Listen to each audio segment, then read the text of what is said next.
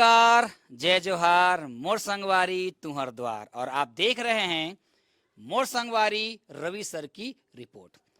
जैसा कि आप लोग को ज्ञात है कि इस चैनल के माध्यम से हम स्कूली बच्चों को, युवा साथियों को मोटिवेट करने के लिए हर एक शख्स की संघर्ष भरी कहानी आप तक लेकर आते हैं, ताकि हमारे युवा साथी जो है मोटिवेट हो सके।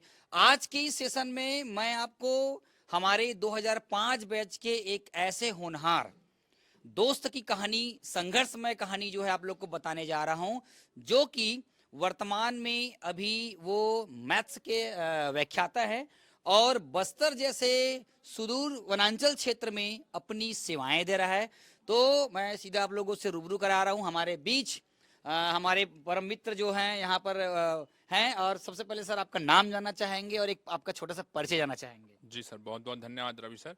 तो मेरा नाम श्रवण कुमार मिश्रा है। मैं 2005 में 12वीं पास किया हूँ विद्यापीठ स्कूल से, और 2009 में मेरा ग्रेजुएशन कंप्लीट हुआ है रुंगटा कॉलेज गंजपारा दुर्ग से। 2011 में मैं एमएससी गणित में किया साइंस कॉलेज दुर्ग से, और 2015 में मैंने बीएड कंप्लीट किया सर। और 2019 की जो भर्ती परीक्षा हुई थी शिक्षकों की, जो रेगुलर भर्ती हुई थी और लगभग 20 सालों के बाद हुई थी, तो उस भर्ती में मेरा चयन हुआ। और वर्तमान में मैं बस्तर संभाग के नारायणपुर जिला में पदस्थ हूँ सर। बताया जाता है कि इस जगह तक पहुंचने के पहले हमारे मित्र जो हैं छत्रपति शिवाजी इंजीनियरिंग कॉलेज में टीचर्स भी रहे हैं। वहाँ के बाद लगातार वो एक अध्यापन करवाते भी थे और अध्ययन करते भी थे। उसके बाद तमाम इस मुकाम पर पहुंचे हुए हैं। सबसे पहले ये हम जानना चाहेंगे कि आपका जो जर्नी थी, सफ़र कैसा था कि आप वहाँ तक पहुँचे, आपके पढ़ाई से लेकर जो है कैसा सफ़र है ना तय कि उसके बारे में शॉर्ट में आप बताने का प्रयास करेंगे। सर, मेरा जो सफ़र रहा वो संघर्षमय तो रहा ही, पर इस संघर्ष में मैंने बहुत कुछ सीखा भी।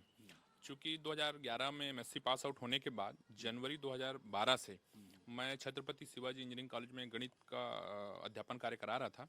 और चूँकि इंजीनियरिंग में अप्लाइड मैथ्स होता है, तो एमएससी वाले जो हम लोग पढ़ाते हैं मैथ्स, तो लगभग मैं 9 साल वहाँ पढ़ाया। और इस दौरान मेरी तैयारी चल रही थी। मैं विभिन्न प्रतियोगी परीक्षा भी लगातार मैं दे रहा था, सीजीपीएससी, सीजी व्यापम, कुछ कुछ एग्ज़ाम में बहुत करीब मार्क्स से चूका, बट असफल तो था ही। कई बार बहुत निराशा होती थी, कई बार बहुत हताश हो जाता था कि अब आगे क्या होगा और कितना पढूं, पर फिर भी मैं लगातार प्रयास कर ही रहा था। 2017 में भी एक शिक्षक जो परीक्षा हुई थी, आयोजित हुई थी, उसमें भी मेरा वेटिंग में था। और फिर उसी समय आचार संहिता लगने की वजह से सर फिर वो कैंसिल हो गया, मतलब नाम नहीं आ पाया। तो मैं बहुत निराश हो गया था। मेरे बहुत सारे जूनियर्स और मेरे साथी लोग भी उसमें जॉब में लगे हुए हैं, मेरे कलीग्स भी जॉब में लगे। फिर एक बार 2019 में फिर भर्ती आई, तो फिर मैंने नए सिरे से फिर तैयारी किया और तैयारी करवा भी रहा था। जो कुछ मेरे जूनियर्स भी मेरे साथ थे और मेरे कुछ स्टूडेंट भी थे। तो इस तरह उस भर्ती जो परीक्षा में मैं भी खुद उसमें परीक्षार्थी भी था और तैयारी भी करा रहा था। तो 2019 की जो भर्ती परीक्षा हुई उसमें मेरा चयन हुआ, और फिर मैं वर्तमान में ट्राइबल क्षेत्र में मेरी अपनी सेवाएं मैं दे रहा हूँ, नारायणपुर क्षेत्र में सर। आप अपने समय के काफ़ी होनहार छात्र रहे हैं। आप एसडी है ना, एसडी सर के भी आप स्टूडेंट्स रहे हैं और एक समय नाम था एसडी का। वो इस दुर्ग जिला में बहुत सारे युवाओं को तैयार किए हैं और आज उनके पढ़ाए बच्चे देश विदेश में बहुत सारे बड़े बड़े संस्थान में वो काम कर रहे हैं, प्रतिष्ठित जगह में सेवाएं दे रहे हैं। एक जो शिक्षक भर्ती जो पेपर के बारे में आप चर्चा कर रहे हैं, लगातार ये पेपर जो है बहुत लंबे अंतराल के बाद हुआ है। बहुत ही मतलब कहना चाहिए डिफिकल्ट मोमेंट में ये हुआ है। बहुत सारे बच्चे नर्वस भी हो पाए, है ना। और आज बहुत सारे आपके फ्रेंड सर्कल बड़े बड़े पोस्ट में बैठे हुए हैं। इन तमाम चीज़ों को लेकर आपका क्या कहना है, क्योंकि आप एक मैथ्स के होनहार स्टूडेंट तो रहे ही हैं और आप मैथ्स जैसे सब्जेक्ट को लेकर चल रहे हैं और बच्चों को मोटिवेट कर रहे हैं, इसके बारे में बताएंगे। देखिए सर, ऐसा है कि बहुत सारे साथी जो हैं जो अच्छे पदों में भी हैं, और मेरे बहुत सारे जो इंजीनियरिंग के विद्यार्थी हैं, समय की जो मांग है, जो कि बेरोजगारी इतनी है, तो वो भी मेरे साथ करीब 100 से ज़्यादा स्टूडेंट मेरे साथ ही टीचर मेरी भर्ती में ही लगे हैं। कोई जैसे जो इंजीनियरिंग के विद्यार्थी हैं वो लैब अटेंडेंट के पद पर हैं, कुछ सहायक शिक्षक हैं, कुछ शिक्षक हैं, कुछ बस्तर क्षेत्र में हैं और मेरे साथी हैं आसपास के स्कूलों में, दूसरे ज़िलों में भी हैं। और कुछ जो छात्र हैं या कुछ मेरे जूनियर्स भी हैं जो हमारे साइंस कॉलेज के थे, अलग अलग बैच के, जो 12 बैच, 13, 14, 15 बैच तक, 17 बैच तक के भी हैं, मैंने देखा। तो वो सब अलग अलग क्षेत्र में अपनी जो सेवाएं दे रहे हैं सर। और मैं ये चीज़ कहूँगा कि इसमें निराश नहीं होना है, आपको लगे रहना है, धैर्य रखना है। कंपटीशन निश्चित तौर पर डे बाय डे आपको बढ़ते जाएगा, तो आपको घबराना नहीं है। और आपको सॉलिड क्वेश्चन बनाने पर ज़्यादा फोकस करना है। आप अभी भी अगर भर्ती में देखे होंगे तो मेरा यह सुझाव है कि कोई भी जो परीक्षार्थियों से वो सिर्फ 50% क्वेश्चन यदि सही बना दें, 50% मात्र, तो वो सफल हो जाएंगे मतलब निश्चित तौर बेसिक पर। क्वेश्चंस। हाँ, बेसिक जो चीज़ें हैं जैसे इंटीग्रेशन है, डिफरेंशिएशन है, या कोई भी जो चैप्टर है उनका जो बहुत अच्छा कमांड है, तो उनको उसमें फोकस करना है। कोई 2-4 चैप्टर यदि नहीं बन रहा है तो उसमें परेशान होने की जरूरत नहीं है। 50% क्वेश्चन यदि आप सही बना देते हैं तो निश्चित तौर पर आपका चयन हो जाएगा। आप चाहे 2017 की भर्ती परीक्षा देख लीजिए, 2019 का एनालिसिस कर लीजिए, 2023 भर्ती का एनालिसिस कर लीजिए, 50% से ऊपर कभी भी नहीं गया है जो साइंस सब्जेक्ट है। तो आप उतने में आपका चयन होना बिल्कुल निश्चित है। और अभी भी आगामी जो भर्ती आएगी चुनाव की बात जो आने वाली है, तो उसमें वो निश्चित तौर पर जो हमारे युवा साथी हैं, जो हमारे जूनियर्स हैं या स्टूडेंट्स हैं, वो बिल्कुल तैयारी रखें और निश्चित तौर पर उनको सफलता मिलेगी। एक और हम रिजल्ट के बारे में बात करेंगे। आप बस्तर जैसे वनांचल क्षेत्र में अपनी सेवाएं दे रहे हैं। विगत वर्षों का जो परीक्षा परिणाम 10वीं 12वीं का जो परीक्षा परिणाम जो आया है आपके कांकेर लोकसभा क्षेत्र का, उसमें देखा गया है कि 10वीं 12वीं में मतलब ओवरऑल रिजल्ट के मामले में पूरे राज्य में सेकंड नंबर पर आए। क्या ऐसा तकनीक वहाँ पे जो है बताया जाता है कि वहाँ के जो कलेक्टर लोग हैं, है ना, वो उनकी सतत मतलब सतत मार्गदर्शन और अलग अलग प्रकार के तकनीक से कार्य करने की जो कारण जो है वहाँ के रिजल्ट बेहतर आया है। इसमें शिक्षकों की और प्रशासन का कितना बड़ा हाथ है, इसके बारे में क्या कहना चाहेंगे? देखिए, जो मेरी जो पदस्थापना है वो नारायणपुर जिले में है, और चूंकि नारायणपुर से लगा हुआ कांकेर जिला है, तो चूंकि मेरे साथ की जो साथी हैं या मेरे छात्र छात्राएं भी वहाँ पर अपनी सेवाएं दे रहे हैं, तो उनसे पता चला कि वहाँ पर जो तत्कालीन कलेक्टर थी श्रीमती सुश्री प्रियंका शुक्ला मैडम, तो उन्होंने एक रणनीति अपनाई कि हर जो सैटरडे है टेस्ट लिया जाए, मतलब वीकली टेस्ट हो। शिक्षकों का भी बहुत बड़ा योगदान है उसमें। नीट और जेई की भी तैयारी लगातार कराई जा रही थी। और आप देखे होंगे कि दूसरे स्थान पर कांकेर जिला था, और चौथे एक 10वीं में चौथे और 12वीं में 5वें स्थान पर नारायणपुर जिला था। तो लगभग जो जो क्षेत्र आसपास के हैं वो लगातार प्रयास कर रहे थे। शिक्षकों के द्वारा भी लगातार उनको मोटिवेट किया जा रहा था, उनके जो छोटे छोटे प्रॉब्लम को सॉल्व किया जा रहा था, और प्रशासन भी उसमें लगातार सहयोग कर रहा था।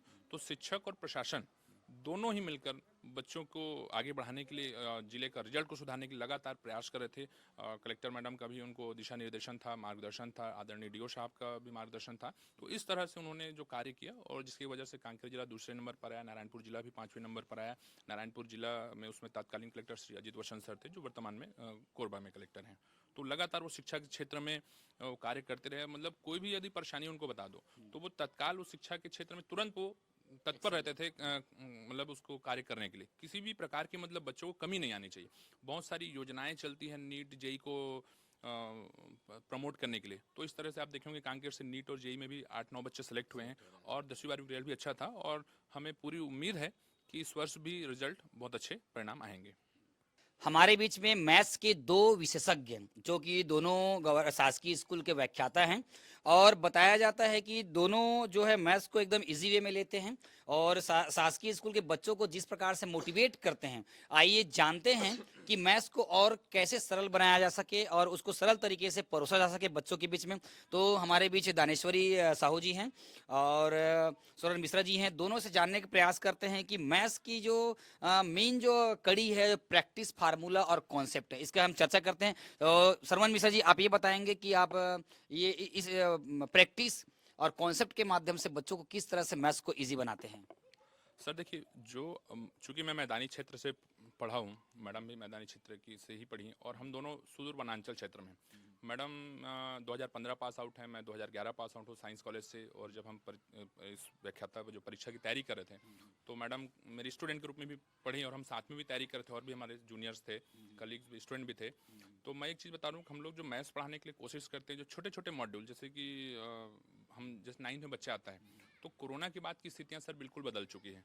तो बच्चों को बहुत सारी चीज़ें नहीं आती, तो हम उनको बहुत बेसिक से स्टार्ट करते हैं। हम जैसे उदाहरण के लिए हम कोई ज्यामिति पढ़ा रहे हैं, तो हम कोशिश करते हैं कि उनको प्रत्यक्ष रूप से दिखाएं। जैसे कि डस्टर होता है क्लास में, हम आप भी पढ़ाते हैं, देखे होंगे, तो डस्टर को हम एक उसका घनाभ के रूप में हम यूज़ कर सकते हैं। बेलन है, तो छोटा छोटा आजकल गणित स्कूलों में अटल टिंकरिंग लैब होता है, वहाँ उनका जो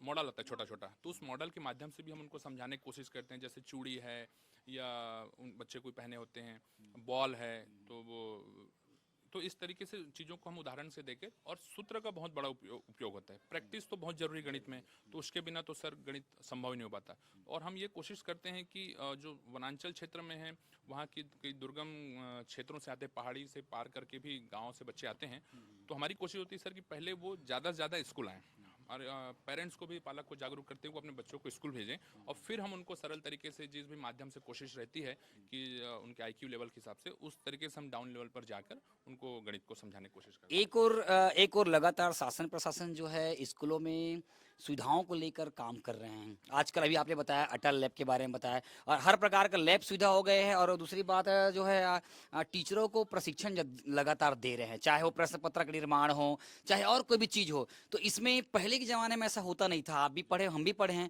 लेकिन शासन प्रशासन को जो काम चल रहा है, पहले क्या होता था कागजी रूप से होता था, लेकिन अब जो है व्यक्तिगत रूप से एक प्रैक्टिकल के रूप में हो रहा है। तो इसको लेकर आप दोनों जो है क्या समझते हैं? क्योंकि आप शासकीय सेवा में हैं और आप देख रहे हैं, अभी वर्तमान में आप ट्रेनिंग करके भी आए हैं। आप क्या कहेंगे शासन प्रशासन के जो प्रशिक्षण वगैरह चल रहा है, प्रशिक्षण से क्या क्या सीखने मिलता है? सर देखिए, प्रशिक्षण बहुत जरूरी, सेवाकालीन प्रशिक्षण हमको बहुत सारी चीज़ों का आइडिया होता है। जैसे कि आपने बताया कि ब्लूप्रिंट पर काम हो रहा है। जब हम लोग पढ़ते थे तो सर ये होता था 100 नंबर का पेपर होता था, 75 नंबर और 25 नंबर। 75 नंबर थ्योरी पेपर होता है, और 25 नंबर का जो एक प्रोजेक्ट ग्रुप हम देते हैं बच्चों को, है ना। पहले क्या होता था, सिर्फ विज्ञान विषय बस में ही प्रैक्टिकल होता है। आजकल हर विषय में 25 नंबर का प्रोजेक्ट दिया जाता है, और बाकी थ्योरी पेपर होता है 75 नंबर का। तो इस तरीके से ब्लूप्रिंट जो तैयार होता है, 1 नंबर वाले क्वेश्चन, 2 नंबर वाले क्वेश्चन, 4 नंबर वाले, 3 नंबर वाले, तो इस तरीके से उनको सिखाया जाता है। हमें भी प्रशिक्षण दिया जाता है, डीआरजी के माध्यम से। डीआरजी ट्रेनिंग होती है जो जिला लेवल में होता है, और उसके बाद हम बच्चों को भी बताते हैं। तो इससे क्या होता है, बच्चों को क्लियर रहता है कि हाँ, इस पार्ट से 1 नंबर का प्रश्न आएगा, इस पार्ट से 2 नंबर का आएगा, तो बच्चों को तैयारी करने में आसानी हो जाती है ना। और शिक्षकों को भी, बहुत से शिक्षकों को जानकारी नहीं होती, तो इससे प्रशिक्षण के माध्यम से उनको भी वो चीज़ें पूरी तरह से वो सीख जाते हैं। तो ये बहुत हेल्प करता है बच्चों को पढ़ाने में। बच्चे जो होते हैं वो टीचर द्वारा पढ़ाए गए कार्य को तो करते हैं, लेकिन उसके बाद भी बच्चों के पास घर में ज़्यादा समय रहता नहीं है, घर का काम करना पड़ता है। उस कंडीशन में बच्चों को तैयारी किस प्रकार से की जाए, वो बात हम जो है आपसे जानना चाहते हैं। आप मेरे को ये बताएं, आप तो टीचर हैं, आप तो बच्चों को पढ़ा देते हैं, है ना, कि आप कार्य भी देते हैं, होमवर्क भी देते होंगे, लेकिन बच्चा वहाँ घर में जाकर कितना अमल करता है, कितना वो अपने जीवन में उतारता है? क्योंकि बच्चों को घर में जो है बहुत सारे काम, जैसे अगर वो वनांचल क्षेत्र की अगर बारे में बात करें, क्योंकि आप अम्बागढ़ चौकी क्षेत्र से बिलोंग कर रहे हैं, वहाँ पर आप सेवाएं दे रहे हैं, तो उधर के बच्चे जनरली जो है महुआ बीनने जाते हैं या तेंदुपत्ता बीनने जाते हैं, मतलब बहुत सारे काम रहते हैं। तो वो कम समय में तैयारी कैसे करें, आप उसके बारे में थोड़ा बताएंगे? अगर बच्चे जो हैं स्कूल में जो पढ़ाया जा रहा है टीचर के द्वारा, उसी को अगर घर में जाके वो थोड़ा सा रिपीट कर ले, तो वो थोड़ा थोड़ा करके पूरा तैयारी हो सकता है, और अच्छे स्कोर कर सकते हैं। लेकिन कुछ बच्चे करते हैं, कुछ बच्चे नहीं करते, तो उसमें पेरेंट्स को भी ध्यान देना चाहिए कि बच्चे पढ़ रहे हैं कि नहीं, ये देखना चाहिए घर में। मतलब प्रैक्टिस, उस समय प्रैक्टिस जो है जितना अगर स्कूल में कराया गया उतना ही कर लेते हैं, तो निश्चित रूप से फेल होने की स्थिति नहीं होगी, है ना, लेकिन पास हो जाएंगे और एक औसत स्कोर भी आ सकता है। अगर उससे ज़्यादा मेहनत करते हैं तो हो सकता है कि प्रतिशत का जो आंकड़ा है वो कुछ ज़्यादा आ सके, है ना। तो इस प्रकार से आप देख रहे थे किस प्रकार से बातें जो है एक शिक्षिका के माध्यम से, अपने अपने अनुभव के माध्यम से, जो है अपने स्कूल के माध्यम से जो है बता रहे थे कि किस तरह से शिक्षक तो अपना काम अपने काम का दायित्व का निर्वहन तो कर ही रहे हैं, साथ ही साथ पेरेंट्स को चाहिए, बच्चों को चाहिए कि उनके बातों का अनुसरण करें। तभी जो है हम एक दूसरे के साथ मिलकर जो है बेहतर विकास कर सकते हैं, बेहतर शिक्षा का हम जो है वहाँ पर प्रमाण दे सकते हैं। जी, निश्चित ही आप दोनों ने जिस तरह से मैथ्स को लेकर जो बातें कही है छात्र हित के लिए, वो प्रेरणादायक रहेगा, और निश्चित रूप से अगर इसको अगर अमल करेंगे तो हो सकता है कि छात्र हित के लिए वो आने वाले समय में बेहतर कर सकता है। आप लोगों ने मोर संगवारी टीम को मोटिवेशन के तौर पर जो है जो बातें कही है, और ये छात्र हित के लिए उसके आने वाले परीक्षा परिणाम के लिए बेहतर हो सकता है। आप लोगों ने अपना कीमती समय दिया, उसके लिए बहुत बहुत धन्यवाद। और मोर संगवारी की टीम जो है आपको आने वाले समय के लिए बेहतर नहीं, बेहतर से बेहतरीन करने के लिए अग्रिम शुभकामनाएं देता है। बहुत बहुत धन्यवाद सर। और मैं सभी साथियों से और युवाओं से भी अनुरोध करता हूं कि मोर संगवारी चैनल, एक हमारे जो रवि सर हैं, हमारे मेरे बैचमेट हैं, हालांकि हम दोनों अलग अलग स्कूल में पढ़े हैं, लेकिन मैं चाहूँगा कि उनके चैनल को ज़्यादा से ज़्यादा सब्सक्राइब करें। और वो केमिस्ट्री के भी बहुत अच्छे टीचर रहे हैं, सरस्वती शिशु मंदिर में पर्सनल क्लास भी चलाते थे, अभी भी उनके यूट्यूब में भी चैनल्स हैं, तो आप उनको लाइक करें, सब्सक्राइब करें, मोर संगवारी चैनल को भी लाइक एंड सब्सक्राइब करें। और बहुत बहुत धन्यवाद सर, आपने एक हमें मौका दिया और जिससे हम अपना अनुभव आप लोगों के सामने शेयर कर सके सर। बहुत बहुत धन्यवाद सर। जी हाँ, निश्चित रूप से आप देख भी रहे थे कि इस चैनल के माध्यम से लगातार हम जो है अधिकारी वर्ग की, प्रशासनिक अधिकारी क्षेत्र की हम संघर्ष भरी कहानी को आप तक लेकर आ रहे हैं। आप देखे होंगे कि किस तरह से अभी CGPSC में और SI में और बहुत सारे एग्जाम्स में जो बड़े बड़े एग्जाम जो क्रैक किए हैं, जो गोल किए हैं, उनकी संघर्ष भरी कहानी जो है एक सफलता के माध्यम से आप तक ला रहे थे। तो हमारे चैनल में बने रहिए और अभी तक आप हमारे चैनल को सब्सक्राइब नहीं किए हैं तो सब्सक्राइब करें, लाइक करें, एक प्यारा सा कमेंट्स करें ताकि आने वाले समय में छात्र हित के लिए बेहतर नहीं बेहतरीन हो सके। धन्यवाद, नमस्कार।